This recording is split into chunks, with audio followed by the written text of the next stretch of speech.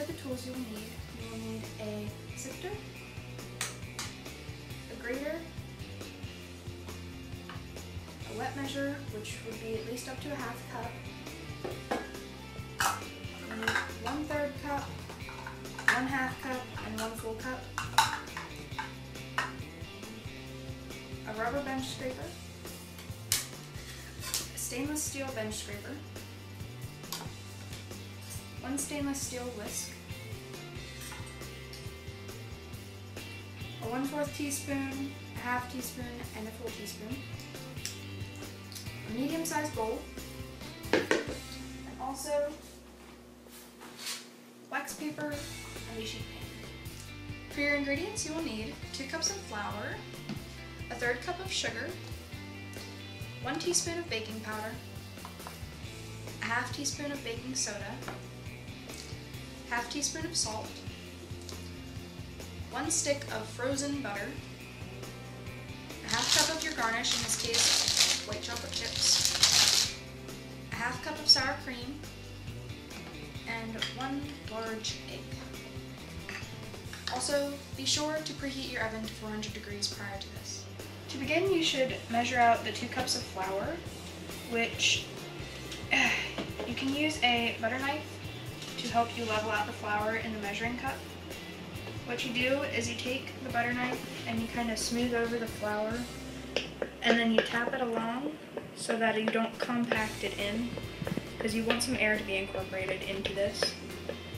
And then you just smooth it right off the top with the back of the butter knife, the flat edge, and back up into where you got the flour.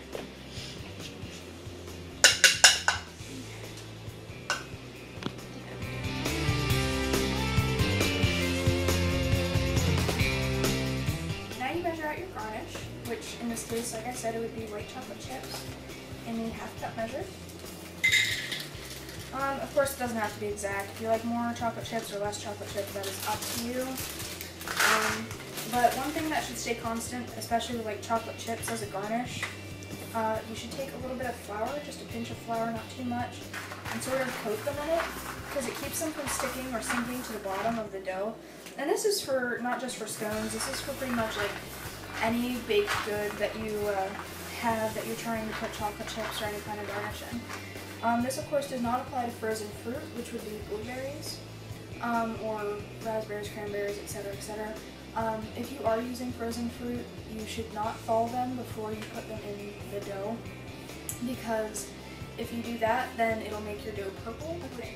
So now you get your sifter and your medium-sized bowl, and you gather your dry ingredients, which would be your flour, sugar, baking powder, baking soda, and salt. In order to mix these a little better, it's nice if you kind of sift it through.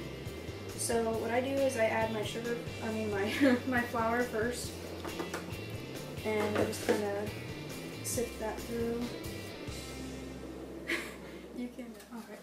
After you sift your flour, you add the rest of your dry ingredients, but you can add all of these at the same time because they're small amounts. So your salt. And normally your sugar will be considered a wet ingredient in most cases, but in this case it is not. So you add it in with your flour and baking powder and baking soda and salt. And you just kind of sift that through. The other parts in here that you can see are like the chunks of like the baking powder and baking soda. You can just use your hand or a spatula. I wash my hands, so I'm just going to use my hands to do that. And whatever you can't get through the mesh sieve, you can just kind of tap back in. You then take your butter out of the freezer. It should have been in the freezer the entire time you were doing all of this, just to make sure it won't melt on you. And you take the grater and you grate the butter into the flour. This is what the butter will look like after you grate it into the flour and the other dry ingredients that you sifted earlier. What you want to do is you want to take the butter and coat it in the flour.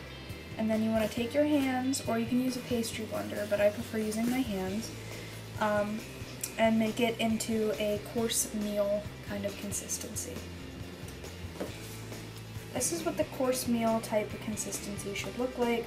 There should be no huge chunks of butter, just kind of falls off your hand because there's no butter exposed anymore and it's just coated in the flour.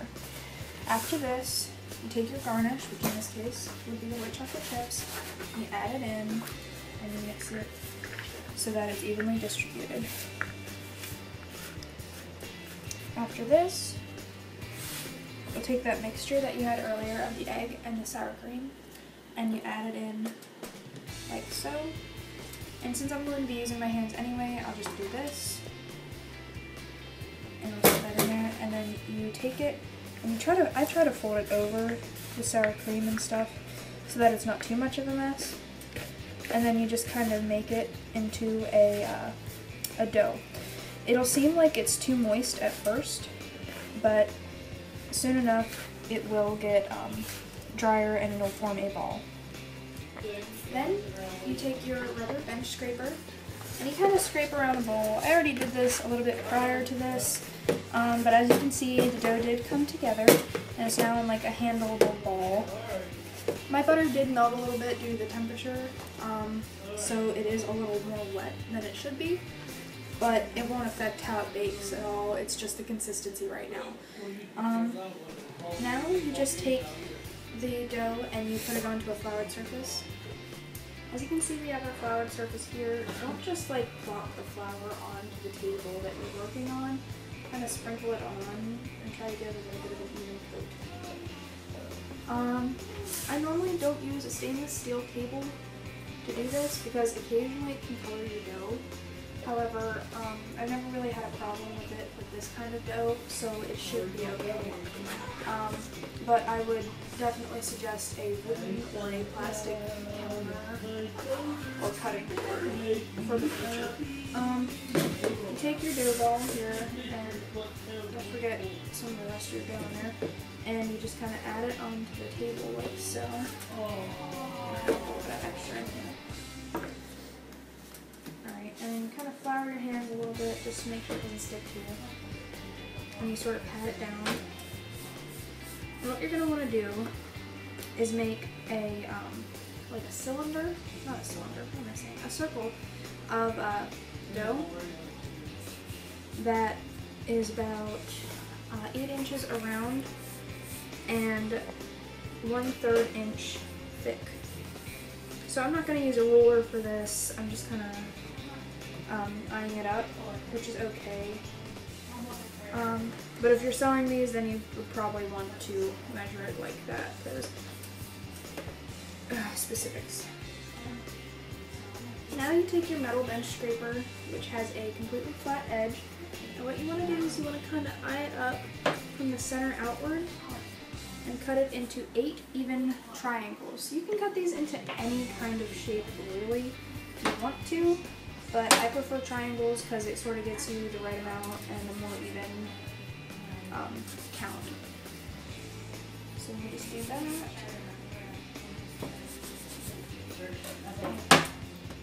Now you take your sheet pan with your wax paper on it, and you take the triangles that you just cut out and you lay them onto the tray.